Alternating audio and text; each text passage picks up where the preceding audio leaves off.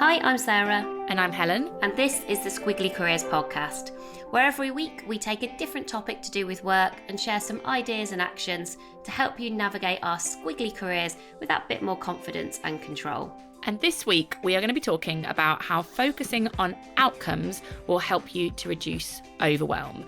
And if you can hear any sort of chomping in the background, it is because I am joined today in the Squiggly studio with two special guests, neither of which are Sarah because she's joining me virtually. But in my studio I have my children's rabbits, Poppy and Cookie, who are living the life of luxury after they've been to the vets. Yeah, I keep giving Sarah rabbit updates, so she doesn't really want. Like, they're eating, they've come out. Well, now I know how much it costs to keep these rabbits happy. I feel very invested in making sure that they're okay. If only this was being filmed, it'd probably be quite distracting. And actually what we're talking about today is very important. And I just think overwhelm is something lots of people are experiencing. So hopefully we can give you some bit of practical support and advice today. So first, worth just reflecting on what contributes to overwhelm, and then also when specifically do you feel overwhelmed.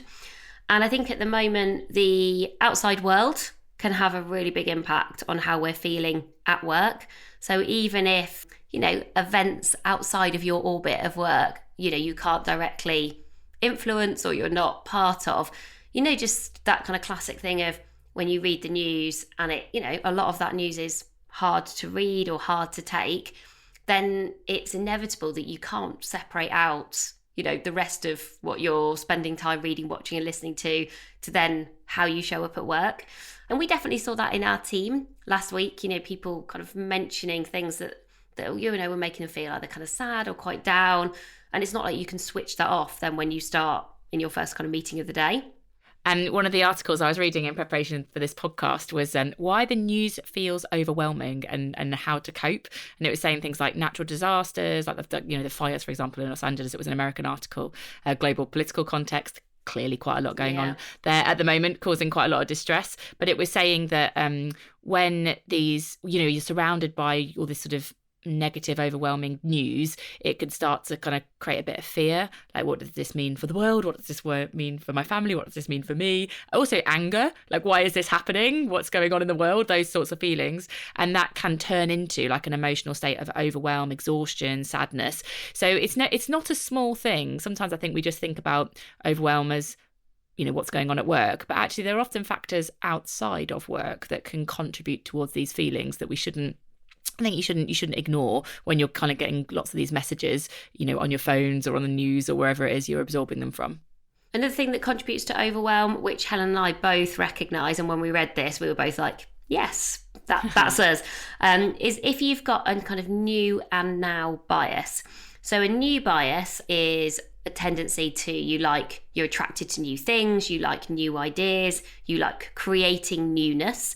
And obviously there's lots of upsides to that. But one of the downsides is obviously you're like always creating more and more and more. So just volume, and volume obviously leads to overwhelm.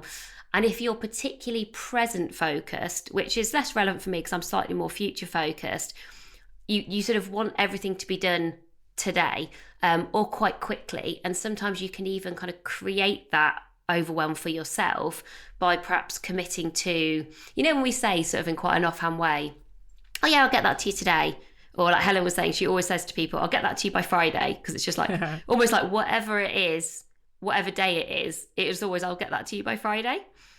My husband mocks me sometimes. Like, I'll just be saying, he mocks me quite a lot. But I'll say, oh God, I've got so much to do at the moment. And he'll say, wouldn't it be amazing if you ran your own company and you could decide what you wanted to do and what you didn't want to do? And I'd be like, that's an unhelpful statement. But I think I create lots of my feelings of overwhelm because I like doing new stuff and I want to get it all done now.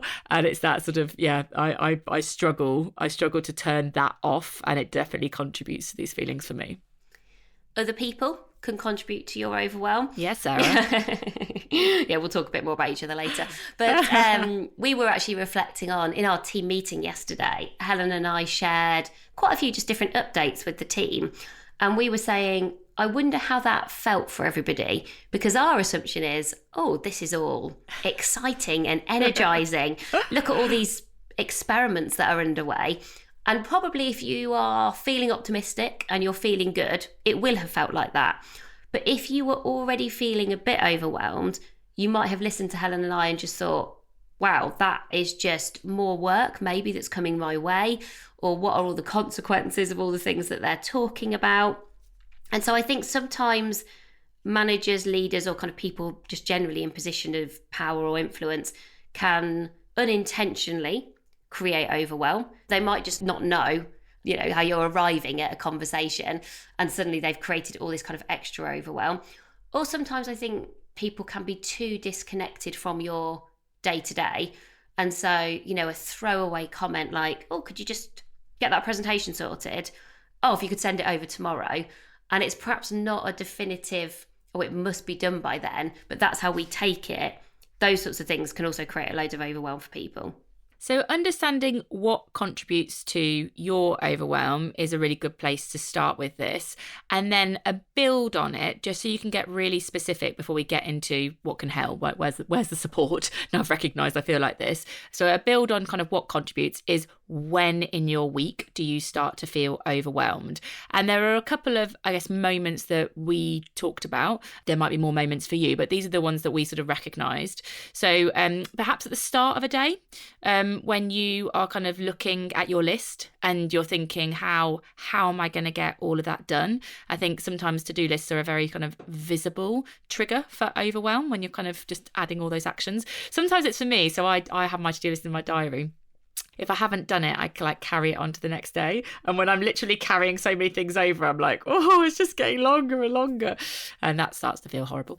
Accumulating actions in a meeting. This is a big one for me. If you're in this sort of role where you have quite a lot of meetings to go into and there is not a lot of time between meetings to actually get anything done, I can start to feel progressively more overwhelmed when the actions start to accumulate. So I'm like, this is a really good meeting, but I've just written 5 more things down that I need to do. Then there's another 5. And then by the end of the day, I've got 25 things that I now need to do.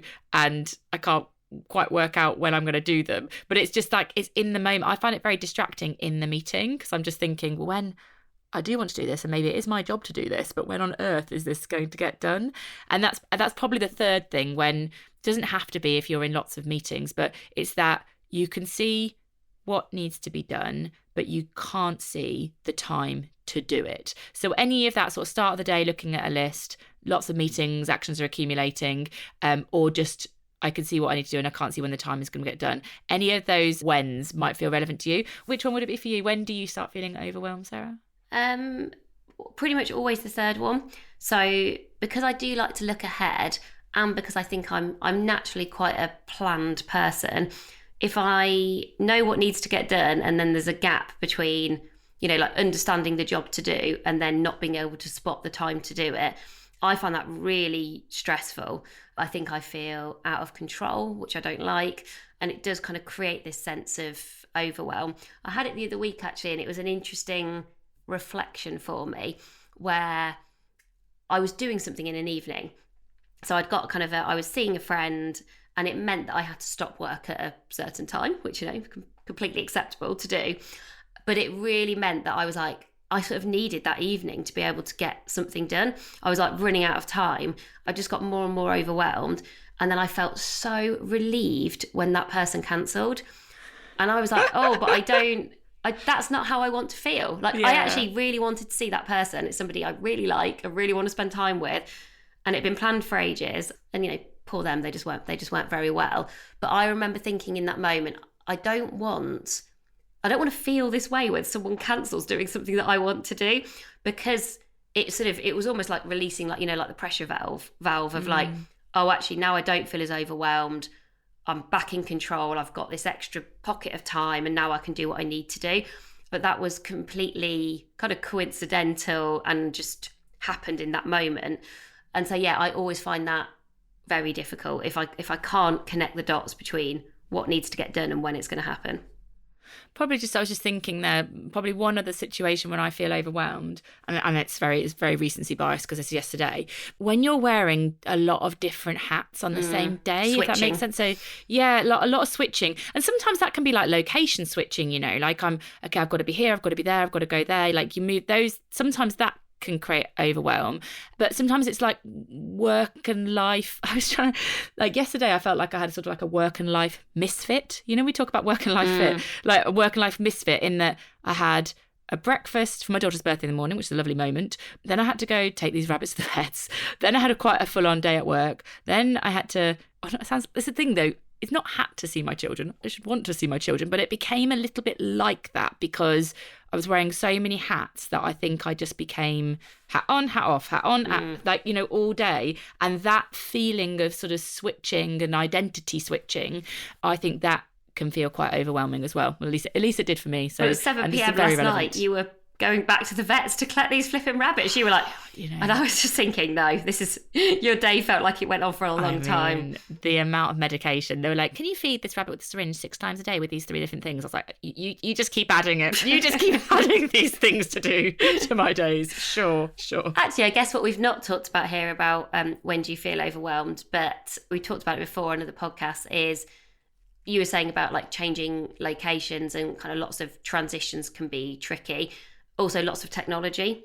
So I think it can feel really overwhelming if you feel like you are, you know, if you're really trying to focus and get something done, but then you've got loads of emails waiting for you, loads of Teams messages or Slack messages waiting for you, you know, so you don't feel like you're on top of things, or you feel like you're missing things because perhaps you've got something you need to get done, but then like the tech that's surrounding you isn't helping you to feel in control. And I think I sometimes do feel like that if I've been like, right, I'm okay at turning everything off and then really focusing. But then, you know, sometimes it's like you come back to everything and being able to make sense of it can then create overwhelm in that moment. So we've got 3 actions to share with you today, which we hope each of these will practically help you kind of turn that feeling of overwhelm into, you know, how do you just create a bit more clarity, control, bit of calmness, like in these moments, which I think happen really frequently. So I think it's a really useful skill to learn. And action 1 is connecting activities to outcomes. So it's useful to start by defining the difference in your week between activities and outcomes. So activities is kind of all the stuff that you do.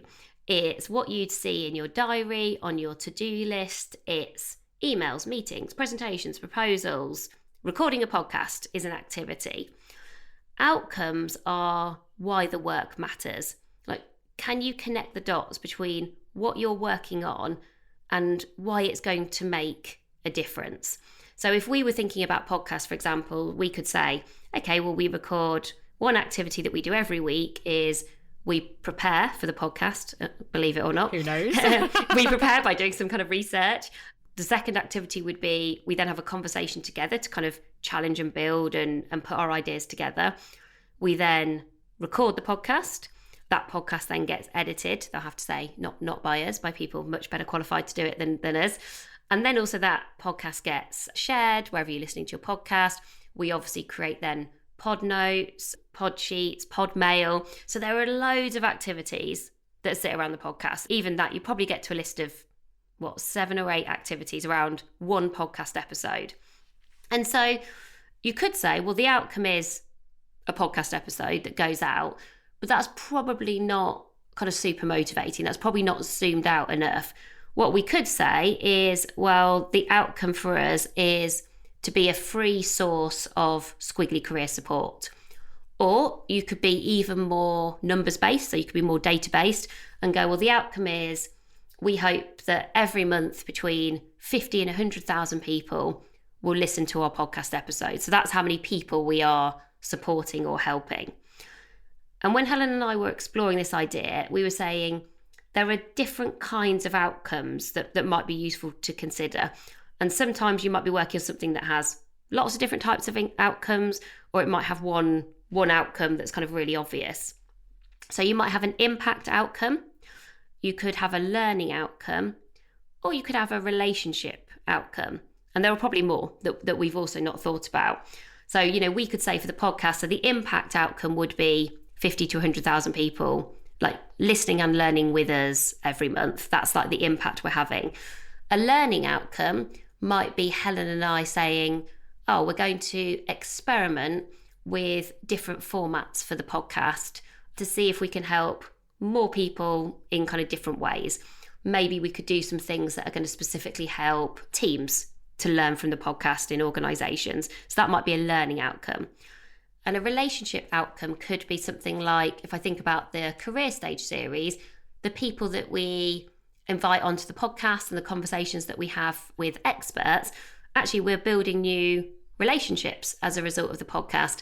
And actually that's one of the things that I do really value. Obviously I value my relationship with Helen, but I also value the opportunity to learn from other people. I actually recently did an expert interview with a lady called Dr. Sunita Saar on how to say no. And it was just brilliant. You know, when you have a conversation with someone and I was just like, I was learning all the time, great insights. And I was honestly thinking, I cannot wait to share this because I just know people are going to find this so useful. So actually, when I think about the podcast, sometimes for both of us, the podcast can feel overwhelming. We're like, we've got to think of something useful to say. We've got to find the time to say it. We always want the quality to be as good as it possibly can be. But when I then start to list the impact, learning and relationship outcomes, that feels really motivating and meaningful. So it can just be a good reminder of like why you're doing what you're doing. I think it has a secondary benefit as well, which is if you're sort of an activity accumulator, which I would say is someone like me, I'm like, we can do that, we can do that, we can do that. It just gets bigger every day when I've started to create things, versus someone with an outcome orientation. I think when you have an outcome orientation, so let's say my intended outcome from the career stage series is to build better relationships with a broader range of people, right? Let's just say that. I think it then helps you to look at your activities and prioritize them. And sometimes you might be like, well, okay, well, if that's the outcome that I'm aiming for, then of all these activities, these are the ones that I should work on first.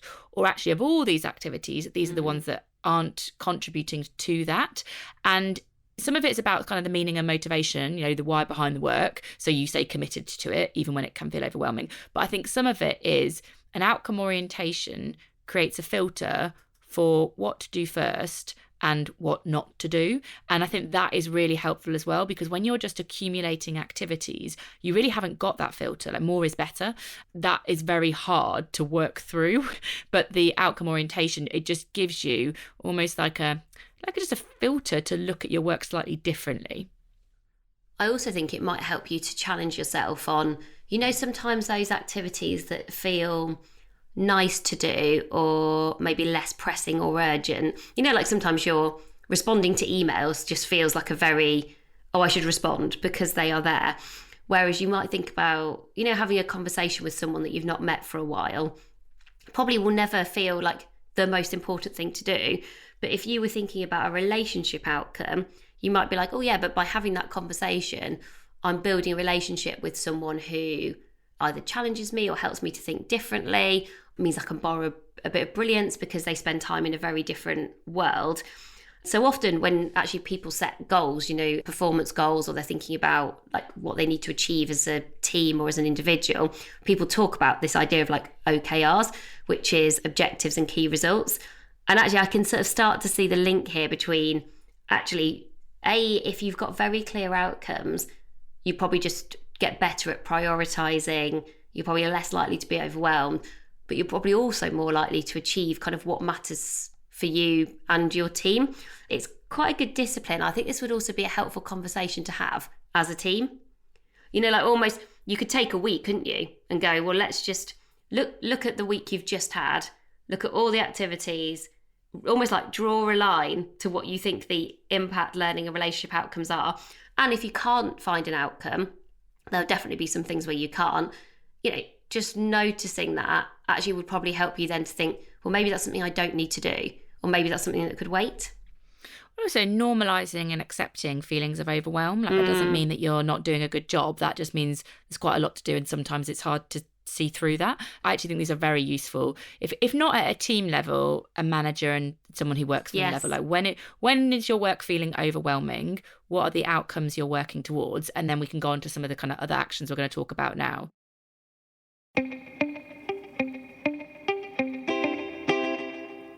section number 2 is the conversation, which is, this point that we're saying, but specifically having a conversation with somebody who is either a challenger. So these people tend to hold a mirror up to what you might be saying or what you might be kind of seeing or experiencing at work that you might not kind of be saying to yourself. So challengers can sort of hold that mirror up, or somebody who can create clarity. So I think for me, my thoughts can get a little bit messy sometimes when I'm feeling overwhelmed. So having someone who just talks to me and creates clarity is useful, or someone with a coaching approach. So this is somebody who will very good at listening, so they kind of let you get all the overwhelm out, but they will ask you some questions that might make you think about how much of this overwhelm is created by you or people that you are working with, for example, would maybe make you think, maybe I'm driving a lot of this. So these kind of abilities, that the challenger, the clarity creator, and the coach approach are really useful to have a conversation with. And it might be, I was saying that Sarah, I think naturally is a combination of a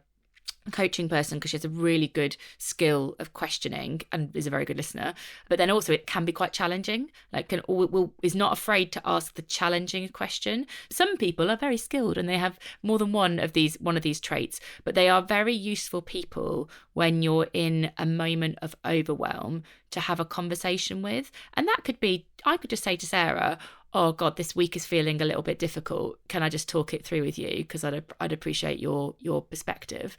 And, Sarah would just listen to me and ask me some of those questions that she naturally does. One of the things that we did say, though, was in these conversations, a bit of a watch out, and it's something that I do. So maybe Sarah can share her perspective on how this actually feels, is let's say if Sarah comes to me and she says, oh, I'm having a bit of a week, could do with a bit of a chat through. Whilst I am good at creating clarity, my actual default trait is to solve people's problems. And so Sarah might come to me for one of these types of conversations, like an overwhelm conversation, and I might unintentionally diminish how Sarah feels and be like, oh, don't worry about it, I can just sort that out, I'll only take 2 minutes, which is my sort of natural default. And that might solve some of the work problem because it takes it away from Sarah. But what that doesn't do is in any way acknowledge or support Sarah with how she's feeling about that problem. And overwhelm is kind of both a practical thing, there's some stuff that needs to get done, and also a psychological thing, like there are some feelings about the things that need to get done. And if you just solve the work, you don't necessarily support the feeling. So just a bit of a watch out. Sarah, would you like an example? Sure, list them for everyone, why don't you? I can think of a couple of examples. Though I would say, well, we were laughing about this, it does come from a very good place, obviously, of you you're only ever trying to be helpful. For example, last week I was talking about a workshop I was doing which I knew was going to be difficult. So I was like, I've got this workshop, or I'm feeling a bit overwhelmed generally, and I'm a bit worried about it. And Helen's first response is, well, I'll do it for you. Which is, that literally is what she said to me. I could show you the WhatsApp message. And all that really makes you feel like is that you're failing. Because, Helen's had to come to my rescue because this workshop's going to be hard. And so sort of the signal that Helen's sending is, well, you can't do this, so I'll just do it for you. And actually, if at its worst, I think it can feel a bit parent-child. It's almost like I'm going to swoop in and sort this on your behalf versus I'm going to help you to be able to do this. Now, that's a bit dramatic and, it's fine. I still did the workshop and I was like, no, it's all right. I don't, kind of basically what? I don't need someone to do it for me. What you need is a bit of help through that moment to kind of find your way through it. And it's just thinking about, I think when you are feeling overwhelmed, almost like knowing that different people can do different things for you. And so I see Helen create clarity for our team all the time. We'll be talking about something, we'll have ideas and that conversation might go off in different directions. And then Helen is absolutely brilliant at going, okay, so this is what needs to happen now, next, being really clear on kind of what can wait. Or if anyone's ever got a bit stuck, I can see that she really helps to kind of move people forward. And so, some of that might just be the dynamic between Helen and I, like how long we've known each other, the sort of work that we do, the fact that we have jobs that are actually in lots of ways very similar. Whereas actually when Helen's talking to our team, she's not got the same job as kind of people in our team. And, it's fine. Sometimes really helpful that she'll do things for me. I love it. So I'm like, one less thing for me to do. Perfect. But I think it is worth just thinking about, in that moment, who are those people? Because they can be friends. They might be previous colleagues. Brilliant if you've got a great manager, or if you've got like somebody who's a mentor. Maybe you've got a really good friend at work. And I think just never being afraid to have the conversation. I heard someone in our team say this actually the other week, that those people where you always feel that bit better after a conversation, and that conversation is always worth it. I think if you keep overwhelmed to yourself, what is most likely to happen usually is it kind of, by bottling it up, you build it up, and so it spirals. So that overwhelm by yourself, kind of alone overwhelm, I think only gets worse. So just knowing like who's that person that you can pick the phone up to, who you can Teams message, who you can WhatsApp, and just notice if you're feeling overwhelmed but you've not told anyone. I'm like, who can you tell?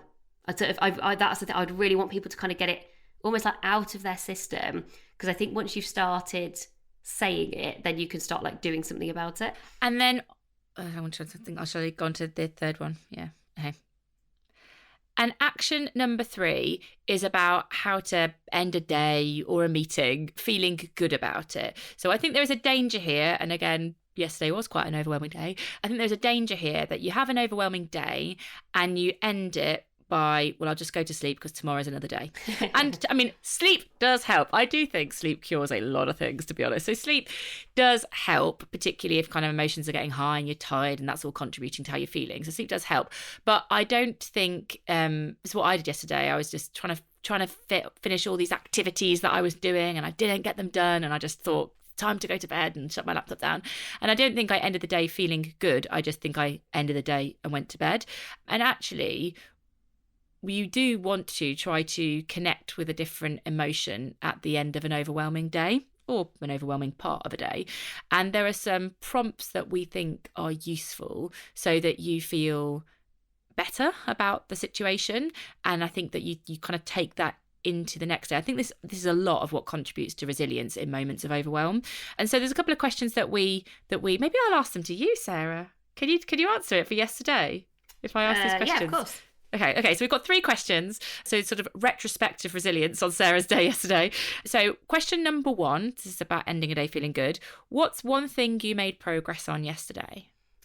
We submitted an entry for an award, and I think that felt like progress, because whenever you do an award entry, you have to like bring together lots of different stories and data points, probably in a way that you've not before. So they're never quite as easy as you'd imagine. You sort of feel like you should be able to enter something. You're like, oh yeah, we've got loads of good stuff to say, but you do have to figure out how to say it. So I don't think they're super easy to write. And there's always a deadline. Last week we were like, oh, we're fine, we've got loads of time. And then there were some curveballs last week across our team with things happening. So it did mean that we were up against a very pressing deadline, which actually is very unlike me. So I am a submit 2 days ahead of deadline type person, and we submitted it on the day of the deadline. And I can't actually think of very many examples of where I've ever done that. But though I did find it quite overwhelming at times, this like looming, like a clock ticking essentially, we did get in. I felt good about the progress that we made on it, and it was submitted, so that's good. Okay, so that's one thing you made progress on, which is question number 1. Question number 2, who is one person that you helped yesterday? So somebody got in touch with us who I don't know, and this is on LinkedIn. So this is where I think LinkedIn does work brilliantly, and I'm really grateful for it. She got in touch and let us know that she's listened to the podcast for quite a few years. She has been going through redundancy, like a restructuring of redundancy, and she'd been to our redundancy workshop, and she told me like how useful that had been, but also the podcast had been useful. And then she's got to the final stage of an interview process, and she's got to like facilitate some learning, and was asking me for a couple of ideas. And I asked her a few questions back, and I gave her some ideas, though I do feel now both responsible, and I'm like, I really do need to know the outcome of that. So when you're like, oh, it feels like quite a big responsibility, but equally I was like, obviously I want to help. So I helped someone who I don't know and have never met, hopefully with just a few small ideas that might be useful. Like she's going to she was doing a training session on well-being, and I said, what about opening with asking for ideas or examples, of active rest? Because then she can talk a bit about active rest, and there's some good resources there. Might be something that people have not heard about before. So that was my idea. So I hope it was a good one. Okay, final question. What happened yesterday that made you feel good about your world outside of work? I went for the first run that I have been on for probably 5 years. So running is not my preferred way of exercising, but it is efficient, and you can just walk out of your door and do it. And it is this week in the UK. It is a lovely sunny week. So when you're out of excuses, I was like, I am literally out of excuses. And oh God, I was so slow. And I was like, I felt like I was gonna have a heart attack after about 3 minutes. So it was definitely a run, walk, run based scenario. But it did make me feel really good just to get outside. I did it at the end of the day. I always go for a walk at the start of the day, but this was at the end of the day. Made me feel good to get outside. Mondays are quite manic in Amazing If generally. We were talking actually about like what we need to do differently, so they maybe sometimes feel a bit less manic. But I think it gave me a really good reset at the end of a Monday. I think it helped me to relax. I'm not sure I'm loads fitter as a result, but it was worth it for, like all sorts of reasons outside of how rubbish I am at running.